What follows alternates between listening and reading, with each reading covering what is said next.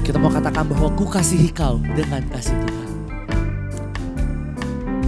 Sama-sama kita katakan. Ku kasihi kau dengan kasih Tuhan. Ku kasihi kau dengan kasih Tuhan. Ku lihat di wajahmu kemuliaan Raja. Ku kasihi kau dengan kasih Tuhan. Ku kasihi kau dengan kasih.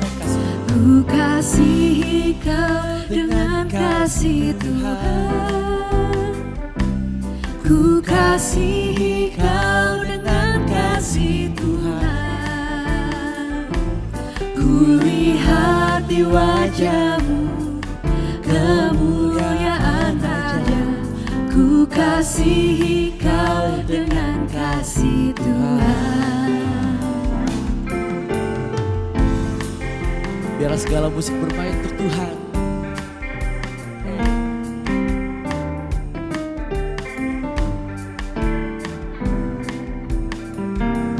Ku lihat di wajahmu kemuliaan Raja. Ku kasihi kau dengan kasih Tuhan. Ku kasihi kau dengan kasih Tuhan. Ku kasihi kau dengan kasih Tuhan.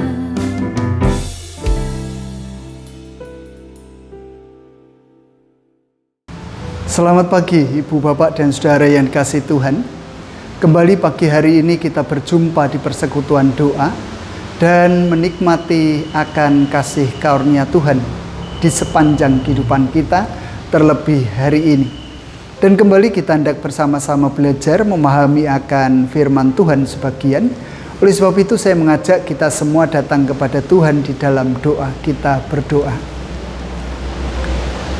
Tuhan Allah Bapa di dalam surga, Engkau pencipta langit bumi dengan segala isinya. Engkau Allah yang tidak pernah meninggalkan perbuatan tangannya. Engkau Allah yang senantiasa menyertai sepanjang kehidupan umat yang Engkau pilih dan Engkau kasihi. Allah yang boleh kami kenal, kami sapa, kami sembah dalam nama Tuhan kami Yesus Kristus. Segala puji syukur, hormat, kemuliaan hanya bagi Engkau di tempat yang maha tinggi, yang mengaruniakan berbagai macam berkat di dalam kehidupan kami, dan boleh kami terima dan kami rasakan hingga sampai detik ini. Kami bersyukur atas kekuatan baru, kami bersyukur atas kesehatan, kami bersyukur atas kemampuan yang masih Engkau percayakan di dalam tubuh kami yang lemah, yang rapuh ini. Bahkan kami bersyukur kalau pagi hari ini Engkau memperkenankan kami kembali belajar memahami akan firman Tuhan sebagian. Biarlah Engkau sendiri yang membuka pintu batin kami, telinga dan pemikiran kehidupan kami tertuju kepada firman itu. Dan hamba-Mu yang penuh dengan kekurangan, Engkau juga akan pakai mulut, bibir, lidah, dan pemikirannya untuk boleh berkata-kata sesuai dengan kehendak Tuhan sendiri. Menyerahkan waktu ini sepenuhnya dari awal hingga sampai akhir ke dalam tangan kuasa Tuhan. Hanya di dalam nama Tuhan kami Yesus Kristus kami berdoa. Amin. Ibu, Bapak, dan Saudara yang kasih Tuhan, pagi hari ini kita hendak bersama-sama belajar dari Efesus, surat Efesus 4. Saya akan membacanya mulai ayat yang ke-31 dan 32. Dari rangkaian ayat-ayat yang cukup panjang, di mana Lembaga Alkitab Indonesia memberikan judul pada perikop ini, Manusia Baru. Efesus 4, ayatnya yang ke-31 dan 32. Demikian. Dan janganlah kamu mendukakan Roh Kudus. Saya ulang. Ayat 31. Segala kepahitan, kegeraman, kemarahan, pertikaian, dan fitnah hendaklah dibuang dari antara kamu. Demikian pula segala kejahatan. Tetapi hendaklah kamu ramah seorang terhadap yang lain, penuh kasih mesra dan saling mengampuni, sebagaimana Allah di dalam Kristus telah mengampuni kamu. Akan lebih baik kalau saya mengulang sekali lagi dari Efesus 4 ayat yang ke-31 dan 32. Segala kepahitan, kegeraman, kemarahan, pertikaian, dan fitnah hendaklah dibuang dari antara kamu. Demikian pula segala kejahatan. Tetapi hendaklah kamu ramah seorang terhadap yang lain, penuh kasih mesra dan saling mengampuni, sebagaimana Allah di dalam Kristus telah mengampuni kamu. Sedemikian pembacaan saya, Ibu, Bapak, dan Saudara, dan tentu yang berbahagia adalah kita semua yang mau mendengar, merenungkan firman Tuhan, bahkan melakukan dengan setia dalam kehidupan sehari-hari. Haleluya, amin. Ibu, Bapak, dan Saudara yang kasih Tuhan, Baron dan Berni mengutip pemikiran Disayanagi mengungkapkan bahwa ketika seseorang datang ke dunia atau ketika seseorang lahir, ia sudah siap untuk berinteraksi dengan manusia yang lain. Bukankah pernyataan ini benar adanya? Ketika seorang anak lahir, dia pertama kali berinteraksi dengan ibunya. Sehingga dokter yang menanganinya lalu menaruh terlebih dahulu anak itu di dada ibunya dan minum air susu pertama kalinya setelah anak itu dibersihkan. Tetapi bukankah setelah itu si anak ini juga hendak dan akan berinteraksi dengan manusia-manusia lain di luar kehidupan keluarganya, di luar sentuhan ayah dan ibunya, mungkin kakak adiknya, mungkin kakek neneknya, mungkin pak de bule dan omnya. Tumbuh kembang seorang anak tentu akan berinteraksi dengan manusia yang beraneka ragam. Kita tidak pernah tahu bagaimana bentukan manusia di luar sana. Ketika di dalam bulan keluarga ini kita juga diajak untuk mengerti bahwa keluarga adalah tempat pertama kali seorang anak menerima didikan. Yang menjadi pertanyaan tentu saja, apa saja sih yang dididikkan oleh orang tua dalam diri seorang anak? Saat seorang anak harus berinteraksi dengan lingkungan keluarganya. Lalu tentu pertanyaan yang kedua, apa sih yang dijejalkan dalam diri seorang anak ketika dia berinteraksi dengan dunia luar? Ibu, Bapak, dan Saudara yang dikasihi Tuhan, kadang saya merasa heran. Kenapa akhir-akhir ini ada banyak sekali orang yang tidak terima akan segala hal. Tentang kritikan, tentang peringatan, tentang peraturan. Orang seakan-akan ogah menerima semuanya itu. Orang serta-merta menjadi marah. Tidak mencoba untuk introspeksi diri. Kenapa aku dikritik? Kenapa aku disoroti? Kenapa aku dianiaya dan dihujat? Atau ditegur? Ibu, Bapak, dan Saudara yang kasih Tuhan, kalau beberapa waktu yang lalu, tentu sebenarnya bukan hanya beberapa waktu yang lalu, tetapi sudah agak sedikit lama. Ketika pembangunan doa, taman doa, atau Holy Land-nya Indonesia lah, begitu ya, yang berada di Karanganyar itu lalu menjadi pergunjingan banyak orang, disetop oleh banyak orang. Bukan hanya itu tentu saja. Ketika lalu ada ontran-ontran di berbagai macam daerah berkaitan dengan penutupan gereja, penolakan pembangunan gereja, penganiayaan saya katakan terhadap orang-orang Kristen. Bahkan nampaknya ada balasan dari umat Kristiani di daerah timur sana, Papua tepatnya, ketika menolak pembangunan masjid misalnya. Atau saya merekomendasikan kepada kita semua nonton deh Sayap Patah Dua, yang lalu ada judul kecil warna merah, Olivia. Bagus, menguras energi, menguras emosi, dan bahkan ketika di akhir cerita ternyata ada orang yang ngirisi berambang sehingga berabak dan bahkan mungkin menangis. Film ini terinspirasi dari kejadian bom Samarinda di tahun 2016. Dan film ini didedikasikan untuk Intan Olivia Banjarnahor. Dia lahir di tahun 2014 dan dia meninggal tahun 2016. Pak, bukankah hal yang wajar ketika seorang anak kecil pun dipanggil oleh Tuhan dalam usia 2 tahun? Iya, betul.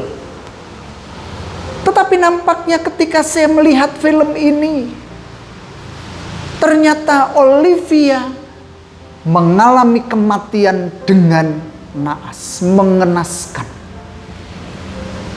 Karena dia pengen tampil di hadapan banyak orang, dia pengen menyanyikan nyanyian lagu yang dinyanyikan oleh ibunya ketika ibunya masih hidup.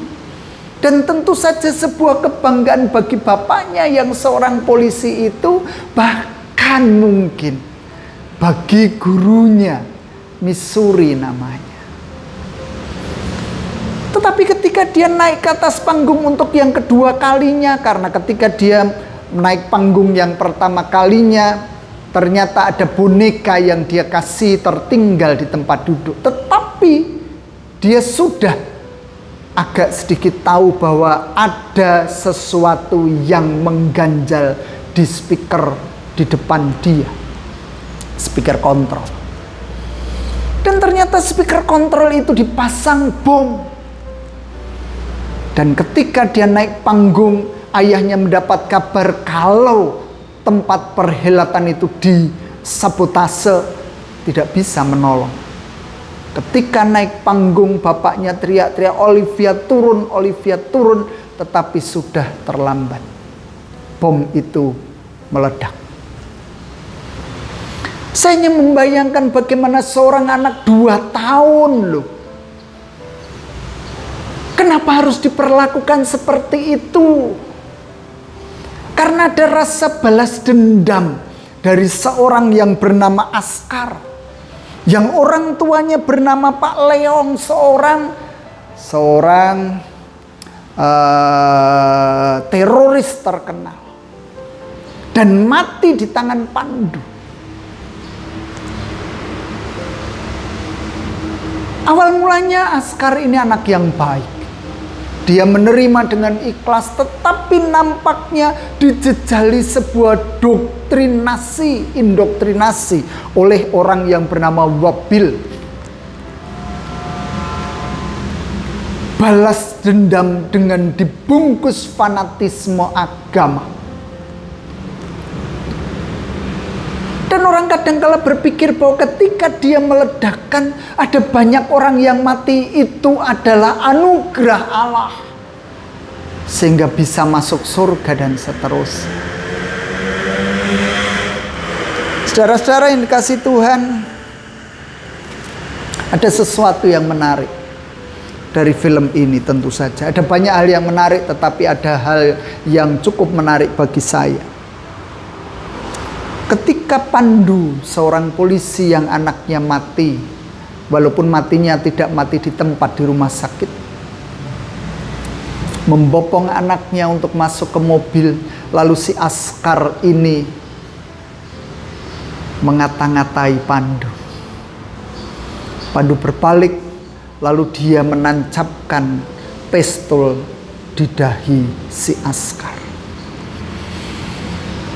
Dia memiliki kesempatan untuk balas dendam. Dia memiliki kesempatan untuk membunuh Askar. Dia memiliki kesempatan untuk geram, marah. Tetapi nampaknya seorang komandan yang namanya Sadikin, dia mengatakan, sudah Pandu. Kalau kamu melakukan itu artinya kamu sama saja dengan dia. Sehingga lalu dia tidak melakukan pembunuhan. Kembali lagi, Ibu, Bapak, dan Saudara. Seringkali saya bingung. Kenapa orang mudah mengalami kepahitan, mengalami kegeraman, mengalami kemarahan, pertikaian, fitnah, jahat. Kalau mengacu apa yang saya ungkapkan di awal tadi, pendidikan pertama kali dialami di tengah kehidupan keluarga. Apakah itu yang diajarkan oleh orang tua mereka? Supaya ketika ada orang yang tidak sepaham, ayo gempur, ayo bunuh, ayo musnahkan. Tetapi ketika saya mengingat ulang apa yang dikatakan oleh Baron dan Bernie tadi, itu artinya saya tidak akan dan tidak hendak menyalahkan semua orang tua di dunia ini, tetapi juga lingkungan kehidupan mereka. Karena mereka berinteraksi dengan manusia yang lain. Dan nampaknya kita masih bersyukur. Karena bagaimanapun juga kita memiliki pegangan yang hakiki, pegangan yang prinsip bagi kehidupan kita. Kita mengalami ajaran-ajaran bukan hanya dari orang tua kita, bukan dari circle di lingkungan hidup kita, tetapi terlebih dari Allah sendiri, yang lalu mengutus nabi rasulnya untuk menyampaikan firman itu kepada kita.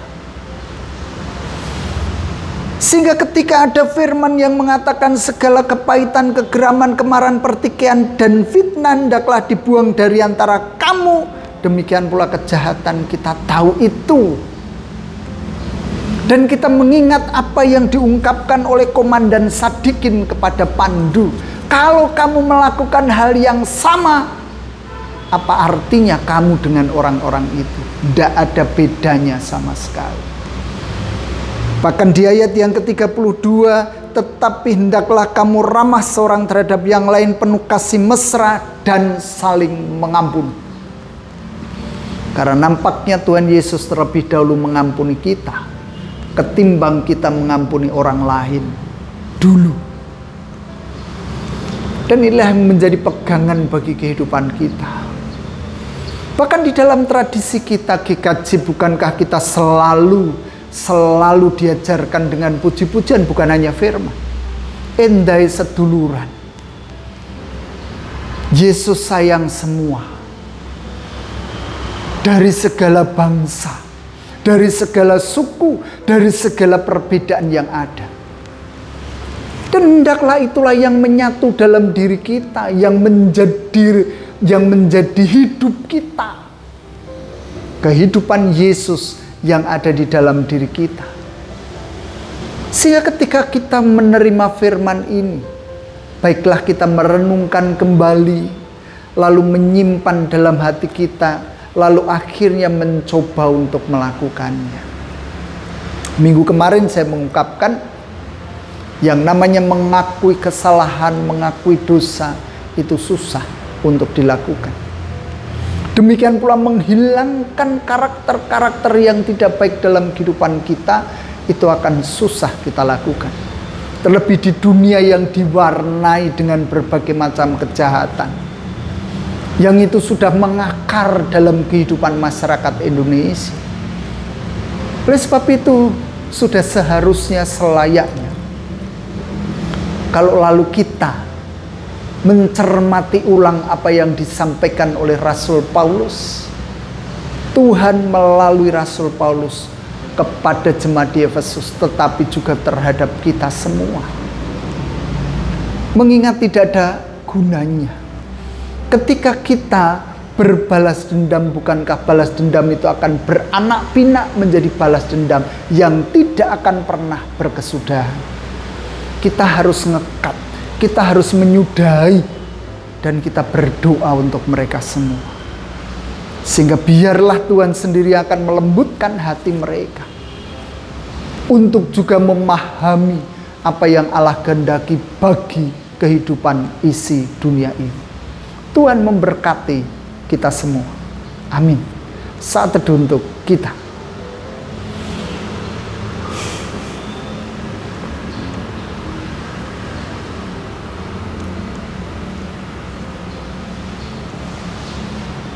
Datang kepada Tuhan di dalam doa, kita berdoa. Kami boleh memahami bersama ya Tuhan, saat kami Engkau hadirkan di atas muka bumi ini, tentu kami siap untuk berinteraksi dengan manusia-manusia yang lain. Kami boleh berinteraksi dengan orang tua, dengan saudara. Tetapi kami juga berinteraksi dengan banyak pihak di luar sana. Kami menerima pendidikan pertama di dalam keluarga, tetapi setelah itu bukankah kami juga menerima pendidikan-pendidikan dari luar sana? Yang kami tidak bisa memastikan bahwa semuanya akan baik-baik saja, nyaman-nyaman saja. Ada banyak kendala, ada banyak rintangan, ada banyak persoalan yang harus kami hadapi. Bahkan kadangkala indoktrinasi yang diberikan kepada kami untuk berbuat tidak benar, tidak baik di hadapan Tuhan. Oleh sebab itu ya Tuhan, ampuni akan setiap kekurangan, pelanggaran dosa, kesalahan kami di hadapan Tuhan. Ketika kami belum mengerti apa yang Engkau kehendaki, bahkan lalai akan apa yang Engkau teladankan bagi kami. Oleh sebab itu pada saat ini ya Tuhan, mohon kekuatan yang berasal dari Tuhan untuk kami boleh melakukan setiap perkara baik adanya di hadapan Tuhan. Penuh dengan pengampunan, kasih mesra, keramahan. Karena itulah yang Engkau ajarkan kepada kami. Bukan kejahatan, bukan kegeraman, bukan fitnah dan kejahatan yang lain. Mohon berkat-Mu ya Tuhan. Lindungi kami. Urapi setiap kami dengan Roh Kudus-Mu dan bungkus kami semua dengan kuasa darah-Mu. Demikian pun dengan kami yang masih menanti-nantikan kesembuhan baik jasmani maupun rohani. Engkau akan menolong kami, Engkau akan menopang kami, Engkau akan menyertai kami, bahkan Engkau mengangkat sakit penyakit yang ada di dalam tubuh kami. Tuhan gantikan dengan kesempurnaan hidup, dengan kegembiraan, dengan damai sejahtera. Engkau angkat stres kami, Engkau angkat beban kami, Engkau angkat permasalahan-permasalahan dalam kehidupan kami. Berdoa untuk setiap pribadi yang ingin menjalani kehidupan lebih baik lagi, baik untuk kebutuhan jasmani maupun kebutuhan rohaninya. Mohon penyertaan Tuhan selalu senantiasa. Demikian pun dengan apa yang boleh terjadi dalam kehidupan gereja kami. Mampukan kami terus berjuang mendatangkan damai sejahtera, mendatangkan kasih mesra, mendatangkan pengampunan bagi setiap orang. Bangsa dan negara kami, Tuhan, tolong benahi. Campur tanganlah di dalam pemerintahan bangsa ini. Sehingga segala sesuatunya bukan tambah chaos, tetapi tambah teratur, tambah damai sejahtera, tambah kesejahteraan yang boleh kami rasakan. Dan kami hendak menyerahkan doa-doa permohonan pribadi kami ke dalam tangan kuasa-Mu.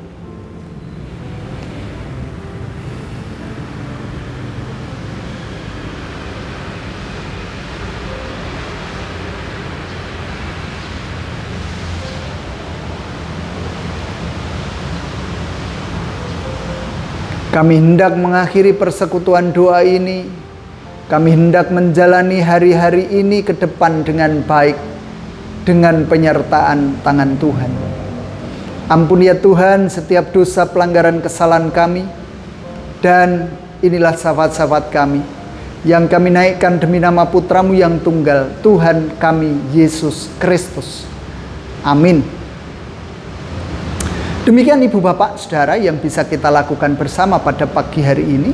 Biarlah Tuhan terus menopang kehidupan kita, menyertai sepanjang hidup kita, dan kita terus diberi semangat untuk menuntaskan kemusafiran kita di atas muka bumi ini. Tuhan memberkati kita semua. Amin.